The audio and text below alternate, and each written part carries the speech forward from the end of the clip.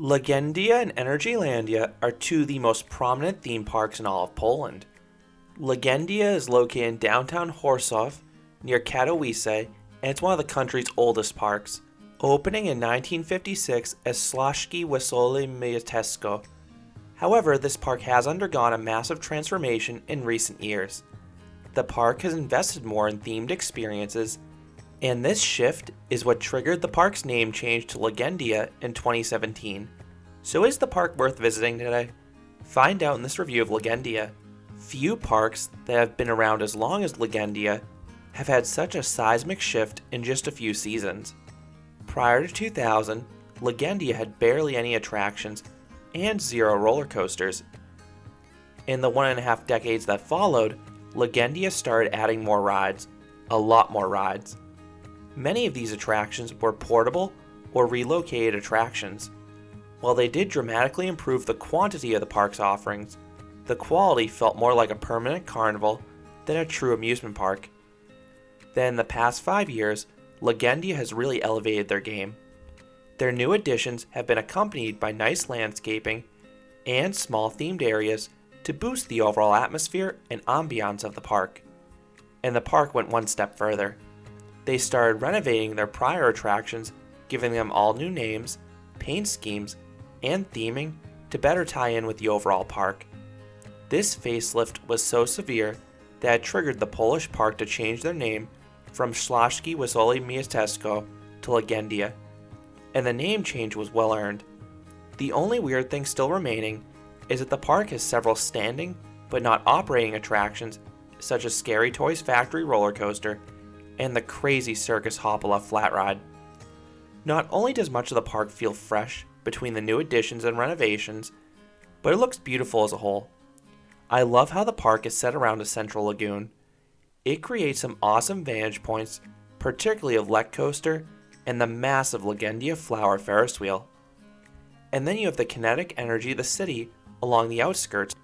You have the usual hustle and bustle, but you also have some unique attractions nearby, like the City Sky Ride and a massive 295-foot or 90-meter tall bungee jumping experience where you jump from atop a construction crane. The latter was particularly captivating whenever you saw someone riding to the top. But back to Legendia. Admission in 2021 cost me the equivalent of $26 when I purchased it online in advance. That was a very good price for a park as beautiful as Legendia that also is an elite coaster like Lech Coaster. I also splurged for the park's Fast Pass skip the line system since it was only an additional $12. I visited on a beautiful summer Sunday and most rides were walk-ons.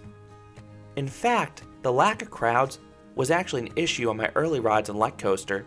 The crew would deliberately hold back the train for 10 to 15 minutes waiting for additional riders.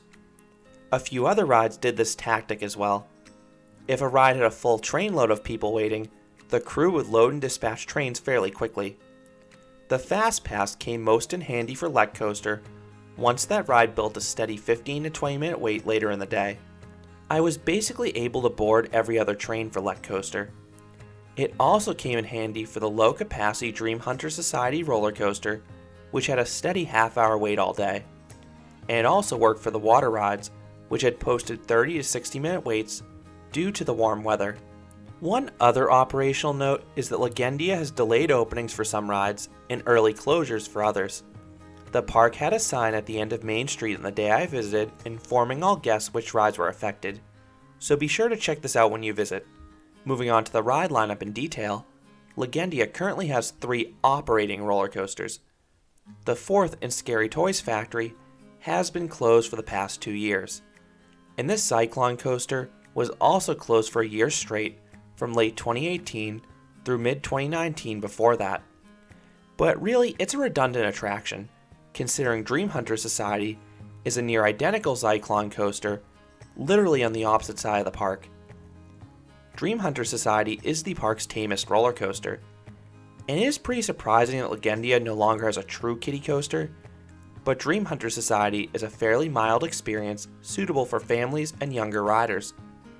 The 2 drops have a little zip to them, and the rest of the ride is pretty slow. and it's quite funny to see the operators manually pushing the cars out of the station, unlike most coasters that have fully automated systems nowadays. Diabelska Petla, or Devil's Loop, is a Soke double looper with a history of relocations. The ride has 2 forceful vertical loops reminiscent of those on old Schwarzkopfs, but the rest of the ride is relatively dull. That final helix is super slow, and it just doesn't offer any positive G's or laterals. This coaster is a very simple layout, but the ride interestingly has 2 backwards facing seats towards the back of the train. The 2 loops are extra disorienting in those seats for reasons I go into in a separate review. Lech Coaster is the undeniable star of Legendia for any coaster enthusiast or thrill seeker. The first and only Vekoma Bermuda Blitz coaster represents everything right with Vekoma's newest roller coasters. This attraction has incredible pacing, perfect transitions, and awesome elements. This coaster is one of the most intense rides in the world in my opinion. There are 2 sections where I experienced sustained and extended grayouts, rivaling those on Intimidator 305. And each ride puts a few shorter spurts where I also started to lose my vision as well. And then for variety, the coaster also mixes in several moments of airtime. You have several bunny hills, plus one of the best first drops of any coaster. This twisting, beyond vertical plunge offers a crazy combination of ejector airtime and strong laterals. This coaster is amazing, and I go into more detail in a separate review. For flat rides, Legendia has a very interesting collection. There is a solid mix of pendulum and spinning rides suitable for all ages. Plus, there's a dedicated kiddie area and an assortment of family and thrill rides around the lake. I was bummed to see Circus Hoppala closed, but the park had another shockingly good pendulum ride waiting for me on the opposite side of the park. Skyflyer is a Vekoma Kamikaze ride, and if you love hang time, this is the ride for you. This inverting pendulum operates with just lap bars, and it boasts a ridiculously long cycle that clocked in somewhere between 6 and 7 minutes. The ride doesn't offer any positive G's in the downswings, but it offered countless inversions with top-notch hang time, especially when you paused upside down at a few points. You may just want to hold on to your lap bar, or else it'll continuously lower throughout the long experience, which could get uncomfortable. Another cool thrill ride was Cyclodrome. This is a self-operated inverting bicycle. You strap yourself in and have to vigorously and rhythmically pedal.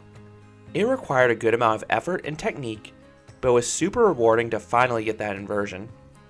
And that inversion is also rewarded with some hang time. Just beware the kickback on the pedals when you're traveling in reverse or slowing down. As you see in the video, I had to lift my feet up to avoid getting pelted in the leg. Then there are 2 classical flats worth experiencing. Dreamflight Airlines is a flying machine that is the final original attraction still at the park. The ride itself is not particularly thrilling, it's just rare and historical. Then you have the Legendia Flower Ferris Wheel, which stands 131 feet or 40 meters tall, so it offers great views of both the park and nearby city. To beat the heat, you have 2 water rides. Diamond River has the layout of a log flume, but the larger boats of a Shoot the Chutes ride, so this one can get you soaked. Then you have Dolina Yagi, which is a very well landscaped Hafima River Rapids ride. This one is pretty tame, as it doesn't have any drops or whirlpools. You just have a few mild rapids, plus a few extra water effects that aren't timed enough to actually get you more wet than a dribble. Finally, you also have a dark ride in Bazyliszek. This screen-based shooter reminds me of the Justice League dark rides found at all the Six Flags parks. You have to shoot at a bunch of little characters that are analogous to Lech spots. There are also some 2D physical sets, but many of the physical targets were broken during my visit. The other weird thing with this dark ride is that it's located inside a building housing the food court. And on that note, I did have one meal at Legendia. I went to the burger restaurant over by Diamond River, and it was pretty good. The burger I got was juicy and bigger than expected. So do I recommend Legendia?